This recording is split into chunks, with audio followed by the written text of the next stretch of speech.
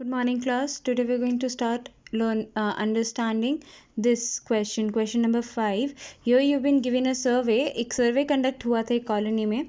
उसमें number of people से पूछा कि उनको कौन मतलब फेवरेट स्पोर्ट क्या है और वो देखते हैं या पार्टिसिपेट करते हैं. तो क्रिकेट के लिए पूछा तो 1240 लोग देखते हैं और 620 पार्टिसिपेट करते हैं. Similarly the rest of the values. So the first question you've been asked to do is draw a double bar graph choosing an appropriate scale. तो क्योंकि यहाँ पे वैल्यूज़ बहुत बड़ी बड़ी हैं तो हम क्या कर सकते हैं कि 1 सेंटीमीटर इक्वल्स टू 100 पीपल ले सकते हैं. Due to the lack of graph paper, I could not use one. So this is where I've explained. I will explain to you using in another older graph paper as well कि mark आपने कैसे करना है. इस तरीके से plain paper पे मत मार्क कीजिएगा. लास्ट ईयर की आपके पास जो ग्राफ कॉपी होगी उसमें से ग्राफ पेपर निकाल के you can stick in the copy. Now ये जो बेसिक काम हम हर बार करते ही हैं. एक्स एक्सिस बनाया, वाई एक्सिस बनाया, उस पे मार्किंग की, एक्सिस की नेमिंग की एंड ऊपर स्केल लिखा. For Y axis equals 1 centimetre equals to 100 people. क्योंकि डबल बार ग्राफ है, 2 बार्स हैं, तो कौन सा बार क्या रिप्रेजेंट कर रहा है वो भी हमने मेंशन कर दिया. अब हमने ये कहा कि 100 का डिफरेंस है, यानी कि जैसे यहाँ हर ब्लॉक में 10 पार्ट्स हैं तो 100 वैल्यूज़ इन 10 पार्ट्स में मुझे डिवाइड करने, यानी 100/10 मैंने कल भी बताया था. तो 100 का डिफरेंस है अपॉन नंबर ऑफ लाइंस, तो दैट विल बी 100/10, यानी कि हर छोटी लाइन, जैसे कि ये जो माइनर हर लाइन है ये 10 वैल्यूज़ को रिप्रेजेंट कर रही है. So first value is 1240 and 620. तो हम क्या करेंगे, पहले वो जो हम एक ब्लॉक छोड़ते हैं वो करेंगे एंड देन 1240 मार्क करेंगे. कैसे, अगर हमने 1200 इस वाली, ये ब्रॉडर वाली लाइन है और 1300 यहाँ पर है एंड ईच लाइन रिप्रेजेंट्स 10 तो यानी फर्स्ट, सेकंड, थर्ड एंड ये फोर्थ. तो फोर्थ वाली जो लाइन होगी हम उस पर इस तरीके से स्केल पेंसिल लेके ऐसे एक लाइन सिर्फ इस ब्लॉक पे यहाँ ड्रॉ करेंगे एंड उसको नीचे की तरफ कनेक्ट करेंगे एंड देन 620 है तो 620 यानी कि 600 वाली जो लाइन यहाँ पे आपने मार्क करी होगी उसकी सीध में देखना 1 एंड 2 काउंट करना, यानी कि ऐसे. तो यहाँ नीचे की तरफ आप लाइन मार्क करें, फर्स्ट एंड सेकेंड वाली वैल्यू हमने 620 मार्क कर दी एंड ड्रॉ इट नीचे की तरफ एक्सिस पे. सिमिलरली 470 वुड बी 400 ढूंढना, उसके बाद 1 2 3 4 5 6 7th लाइन, फिर 300 पे 1 2 320 वाली लाइन. तो ये इस तरीके से आप 500 के बाद 510 कैसे होगा, 500 वाली लाइन उसके ऊपर जो फर्स्ट लाइन है छोटी वाली वो 300 पे 300 फिर 1 एंड 2 सेकेंड वाली line, 430 400 1 2 and third line. 250 would be 200 या फिर 5 वाली लाइन मार्क करनी ईजी होती है क्योंकि देखिए 200 यहाँ पे अगर इस वाली लाइन पे होता तो 1 2 3 4 5, ये बाकी लाइन से सेंटर वाली लाइन थोड़ी सी डार्क होती है और बाहर वाली लाइन से कंपैरेटिवली थोड़ी कम डार्क होती है. मतलब सबसे डार्क बाहर वाली लाइन, फिर वो 5 वाली लाइन सेंटर की और फिर सबसे लाइट होती है अंदर की लाइंस. तो ये आपने करना है कि ये वाली 5th वाली लाइन पे आपने ऐसी 250 वाली लाइन मार्क करके नीचे की तरफ ड्रॉ करना है. Similarly, this 250 also you're going to draw. For 105 this is going to be a little tricky. ये कैसे होगा, अगर जैसे 100 वाली लाइन यहाँ पर है तो अगली जो छोटी वाली लाइन है ये तो मेरी 110 होगी. तो हम क्या करेंगे, 100 और 110 के बीच में ऐसे इन दो लाइंस के बीच में एक लाइन खींचेंगे ताकि वो 105 रिप्रेजेंट करे.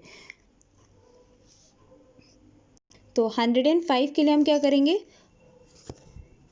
ये फर्स्ट वाली लाइन और इस जिस पे वो 100 था और ये जो 110 मार्क कर हो रहा था उसके बीच में ऐसे हम लोग, इफ यू कैन सी, ये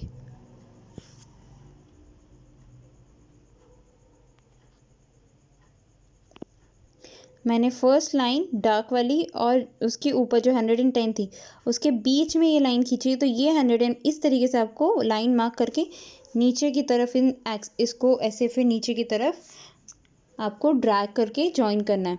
so this would be your 105. On a plain page it looks something like this. Now it is clear.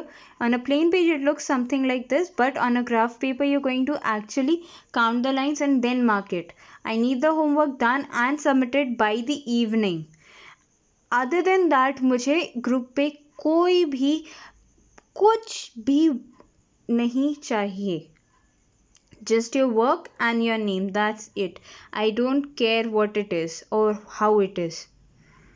I will simply tell you whether it is wrong or right. I don't need a conversation there. This is how the graph is going to look. Now, the second part of the first question is what do you infer from the graph? तो graph में से अगर हम inference निकाल रहे हैं यानी कि कंक्लूजन निकाल रहे हैं तो हम ये देखेंगे कि वॉचिंग वाले लोग हमेशा हर केस में हर स्पोर्ट में पार्टिसिपेटिंग वाले लोगों से ज़्यादा है. फर्स्ट वाला बार हमें हर केस में बड़ा है सेकंड वाले बार से, यानी कि हम ये कह सकते हैं कि वॉचिंग वाले लोग पार्टिसिपेटिंग वाले लोगों से ज़्यादा है. Like this. Second question, which sport is the most popular? तो अगर हम सारे डेटा को कंपेयर करें तो वॉचिंग में भी क्रिकेट का वैल्यू सबसे हाईएस्ट है और पार्टिसिपेटिंग में भी क्रिकेट का वैल्यू सबसे हाईएस्ट है. तो हम ये कह सकते हैं कि overall cricket is the most popular sport. अगर ऐसा होता कि वॉचिंग में क्रिकेट आगे है, स्विमिंग में पार्टिसिपेशन वाले लोग आगे हैं, 700 अगर ये होती तो हम ऐसे लिखते cricket is the most popular for watching and swimming is the most popular for participating. But क्योंकि यहाँ पे दोनों केसेस में आंसर क्रिकेट है तो हम सिंपली आंसर लिख देंगे cricket. Now last one, which is more preferred watching और पार्टिसिपेटिंग इन स्पोर्ट? तो हम क्या करेंगे, पहले हम डेटा या फिर हम अपना ग्राफ देखेंगे. अभी हमने बात की कि watching is more popular, watching prefer ज़्यादा किया जा रहा है तो हम सिंपली लिख देंगे watching sports is preferred. This was question number 5. Question number 6, you suppose to take the data given in the front of the chapter. उसमें मिनिमम और मैक्सिमम टेम्परेचर जो है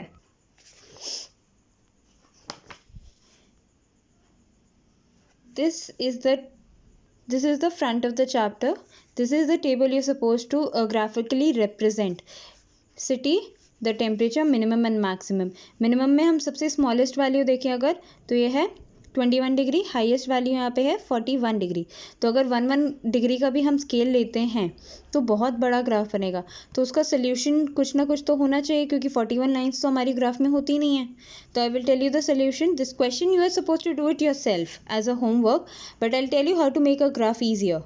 आप जब ग्राफ ड्रॉ करेंगे तो लाइन आपकी ऐसी होगी, ये 0 के ऊपर आप ऐसे, क्योंकि आप टेम्परेचर यहाँ पे मार्क करेंगे, स्केल यहाँ बनेगी वाई एक्सिस पे, तो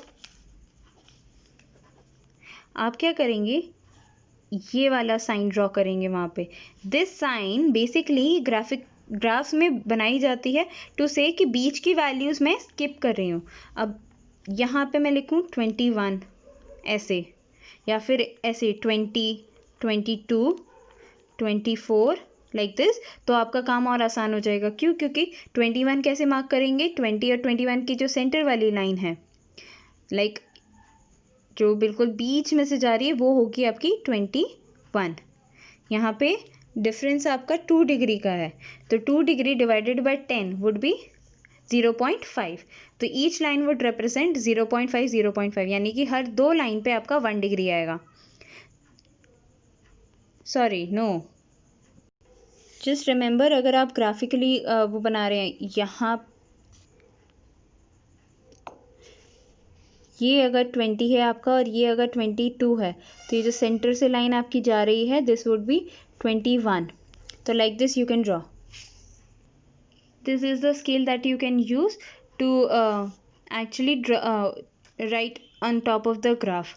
तो इस तरीके से आप ग्राफ दोनों बार्स रिप्रेजेंट कर सकते हैं। ये आपका स्केल हो जाएगा एंड ऊपर यहाँ लिख दीजिए कि फॉर वाई एक्सेस मैंने शॉर्ट में किया है। 6th question is your homework. Please if you not drawing this, तो आप सीधा 20 से स्टार्ट नहीं कर सकते हैं, वो रॉन्ग होगा। This sign has to be there if you skipping the values in between. इस साइन का मतलब ये है कि बीच की जो 0 से 20 तक की बीच की जो वैल्यू है 1 2 3 2 19 वो यहाँ पर है इस साइन के अंदर। तो अगर ये साइन नहीं है, आप 20 से स्टार्ट करते हो और आगे 2 2 के डिफरेंस पे, तो ये आपका एक्सिस रॉन्ग हो जाएगा, ग्राफ रॉन्ग हो जाएगा। मैं कट ऑफ कर दूंगी।